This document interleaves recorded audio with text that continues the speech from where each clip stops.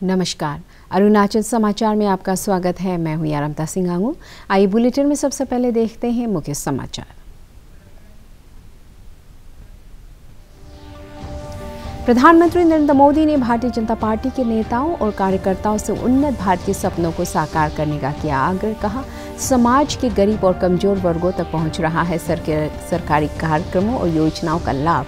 भाजपा ने राजनीतिक प्रस्ताव पारित कर विकास की राजनीति पर दिया जोर।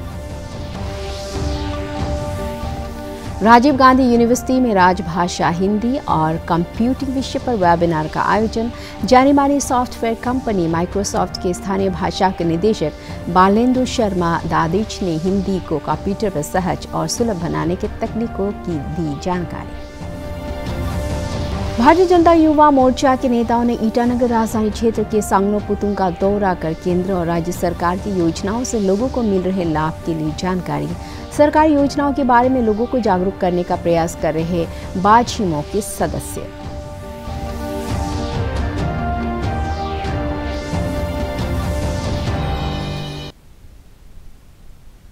प्रधानमंत्री नरेंद्र मोदी ने भारतीय जनता पार्टी के नेताओं और कार्यकर्ताओं से उन्नत भारत के सपनों को साकार करने का आग्रह किया है और उन्हें याद दिलाया है कि इसकी जिम्मेदारी उन पर है।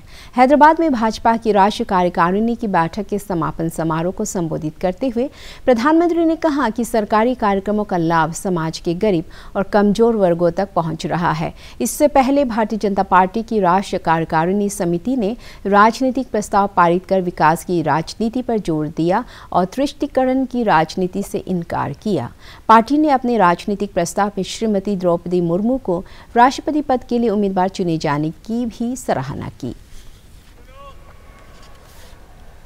बीते 8 वर्षों में हमने हर भारतीय के जीवन में सकारात्मक परिवर्तन लाने का प्रयास किया है। देशवासियों का जीवन कैसे आसान हो, विकास का लाभ कैसे हर व्यक्ति हर क्षेत्र तक पहुंचे, इसके लिए हमने निरंतर काम किया है। दशकों तक जो वंचित रहे, शोषित रहे, उनको भी राष्ट्रीय योजनाओं के माध्यम से हमने विकास में भागीदार बनाया है।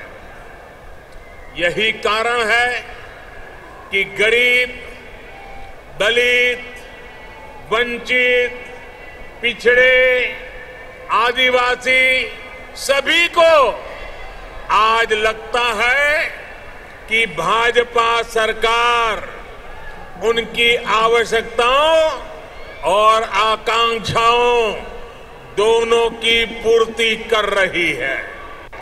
भाइयों और बहनों, हम इस 21वीं सदी में देश की नारी शक्ति को राष्ट्र शक्ति बनाने का ईमानदार प्रयास कर रहे हैं। हाल ही में आई एक रिपोर्ट के मुताबिक बैंकों में जमा धनराशि में महिलाओं की हिस्सेदारी तेजी से बढ़ रही है। ग्रामीण महिलाओं के मामले में ये आंकड़ा और भी ज्यादा है। केंद्रीय गृह और सहकारिता मंत्री अमित शाह ने कहा है कि भारत में सहकारी समितियों ने पिछले 100 वर्षों में उल्लेखनीय काम किया है। आज नई दिल्ली में सहकारिता के 100वें अंतर्राष्ट्रीय दिवस के अवसर पर आयोजित एक कार्यक्रम को संबोधित करते हुए श्री शाह ने सभी सहकारी समितियों से आगामी 100 वर्षों में और भी बेहतर काम करने का संकल्प लेने को कहा। उन्होंने कहा कि चुनौतियों के बावजूद राष्ट्र में सहकारिता आंदोलन मजबूत होता गया। इस कार्यक्रम का आयोजन सहकारिता मंत्रालय और राष्ट्रीय सहकारी संघ द्वारा किया जा रहा है। इस वर्ष अंतर्राष्ट्रीय सहकारिता दिवस का विषय है सहकारिता की आत्मनिर्भर भारत और बेहतर विश्व के निर्माण में भूमिका। अगर हमने ये करना है तो ये जो मैंने आगे 2 आर्थिक मॉडल कहे, वो आर्थिक मॉडलों के कारण जो असंतुलन, क्योंकि दोनों एक्सट्रीम है, पूंजीवाद भी एक्सट्रीम है और साम्यवाद भी एक्सट्रीम है। इसके कारण असंतुलित विकास हुआ है, विशेषकर व्यक्तियों के जीवन में, व्यक्तियों के बारे में। ये असंतुलित विकास को अगर सर्वस्पर्शीय सर्वसमावेशी विचार में बदलना है तो सहकारिता के मॉडल को हमने लोकप्रिय कराना होगा और सहकारिता के द्वारा ही आत्मनिर्भर भारत और बेहतर विश्व का निर्माण हो सकता है। इस संकल्प को हम आत्मसात कर आगे बढ़ना होगा। आज पीछे मुड़कर देखते हैं तो 125 साल के आंदोलन में दुनिया भर में सहकारिता ने अपना एक स्थान बनाया है। ये पूरे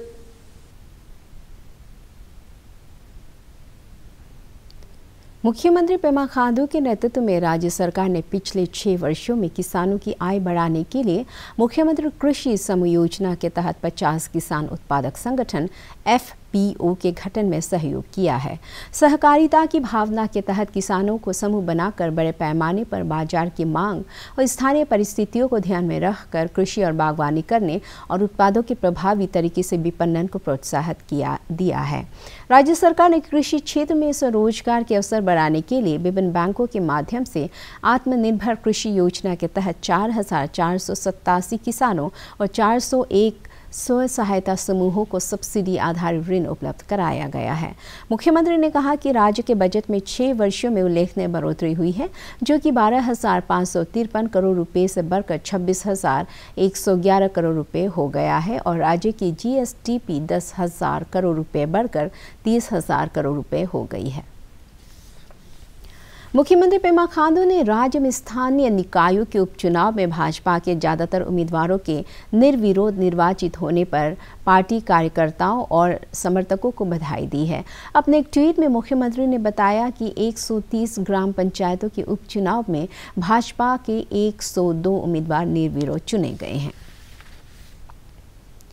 दोईमुख स्थित राजीव गांधी यूनिवर्सिटी में आज राजभाषा हिंदी और कंप्यूटिंग विषय पर एक वेबिनार का आयोजन किया गया, जिसका उद्घाटन करते हुए कुलपति प्रोफेसर साकेत कुशवाहा ने अरुणाचल प्रदेश की भाषा स्थिति, भाषा और तकनीक के बीच संबंधों पर प्रकाश डाला।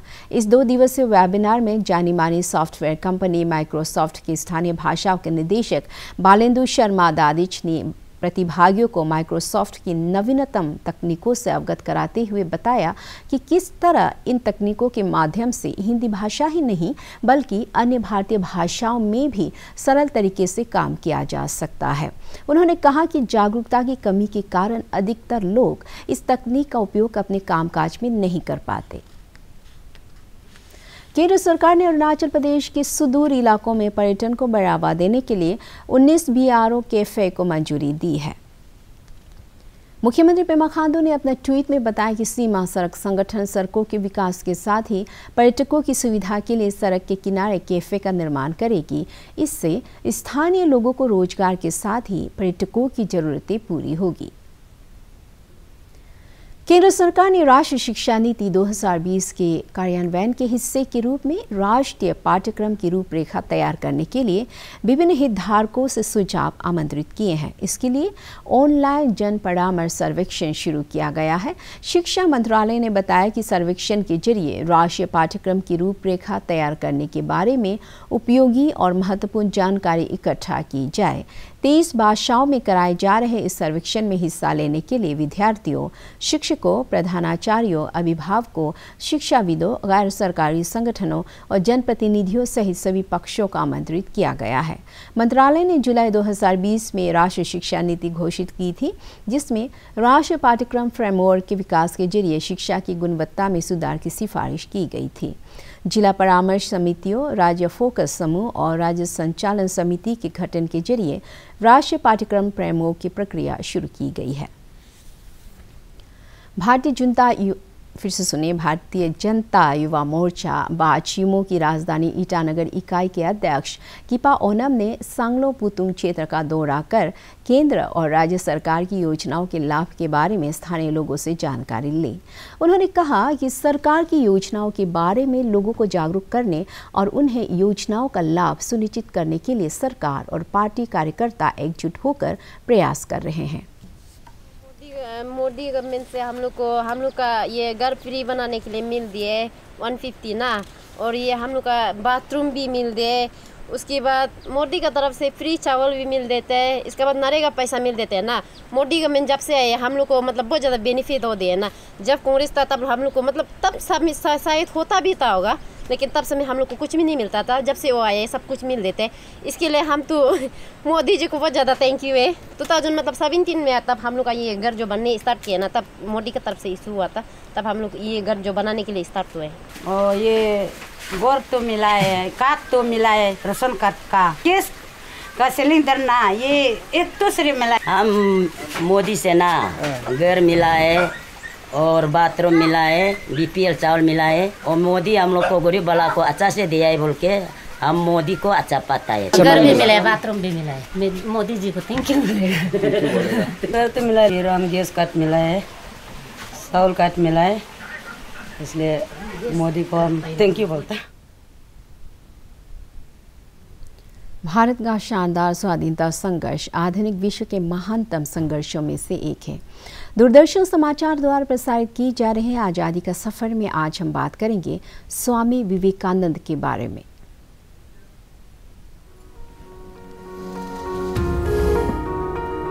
आज की कड़ी में हम आध्यात्मिक और राष्ट्रवादी चिंतक स्वामी विवेकानंद को श्रद्धांजलि अर्पित कर रहे हैं। उनका देहांत 4 जुलाई 1902 को हुआ था। भारतीय और पाश्चात्य संस्कृति के बारे में उनके व्यापक ज्ञान के साथ साथ उनकी गहरी आध्यात्मिक अंतर्दृष्टि और मनुष्य के बारे में व्यापक सहानुभूति ने विवेकानंद को अपने संपर्क में आए पूरे विश्व के मनुष्यों को प्रभावित करने की शक्ति प्रदान की। 1893 में शिकागो में आयोजित धर्म संसद में स्वामी विवेकानंद ने भारत और इसकी सांस्कृतिक धरोहर का प्रतिनिधित्व किया। भारत की आध्यात्मिक संस्कृति विशेष रूप से वेदांत दर्शन की व्याख्या के मिशन के माध्यम से स्वामी विवेकानंद ने भारत की राष्ट्रीय चेतना को प्रेरित किया। उन्होंने वेदांत दर्शन की तर्कयुक्त और मानवीय शिक्षा के माध्यम से धार्मिक चेतना को समृद्ध किया। उनका मिशन राष्ट्रीय और अंतर्राष्ट्रीय दोनों के लिए था। मानवता प्रेमी स्वामी विवेकानंद ने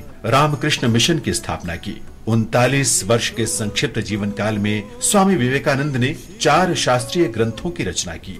ये हैं ज्ञान योग, भक्ति योग, कर्म योग और राजयोग। अरुणाचल प्रदेश पुलिस ने राज्य में मादक पदार्थों की तस्करी के खिलाफ जनभागीदारी के लिए व्हाट्सएप नंबर 9362812717 पर लोगों से इस संबंध में किसी भी तरह की सूचना साझा करने की अपील की है। अरुणाचल प्रदेश पुलिस ने कहा है कि सूचना देने वालों की पहचान गुप्त रखी जाएगी। गौरतलब है कि पिछले 1 महीने में राजधानी ईटानगर पुलिस ने मादक पदार्थों की तस्करी के खिलाफ कार्रवाई में उल्लेखनीय सफलता हासिल की है। वेस्ट कामेंग जिले के दिरांग डिवीजन में जल जीवन मिशन के तहत पौधारोपण और जागरूकता कार्यक्रम आयोजित किया जा रहा है। वन महोत्सव सप्ताह के जल जीवन मिशन परियोजना स्थल के आसपास पौधारोपण से स्थानीय लोगों को लाभ मिलने के साथ ही पर्यटन को भी बढ़ावा मिलेगा। अरुणाचल समाचार के आज के अंक में इतना ही। जाने से पहले आप सभी से अनुरोध है कि कोविड-19 के दिशा निर्देशों का पालन करें, हमेशा मास्क लगाएं, बार बार हाथ धोएं और सोशल डिस्टेंसिंग के नियमों को मानें। कोरोना महामारी से बचाव के लिए आपका वैक्सीन लगवाना भी जरूरी है। अगर आप वैक्सीन लगवाने के पात्र हैं तो जरूर लगवाएं। हम कल फिर हाजिर होंगे अरुणाचल और देश दुनिया की खबरों के साथ। चलते चलते आपको बता दें कि आप अरुणाचल समाचार हमारे YouTube channel DD news Arunachal पर भी देख सकते हैं। देखते रहिए अरुण प्रभा। नमस्कार।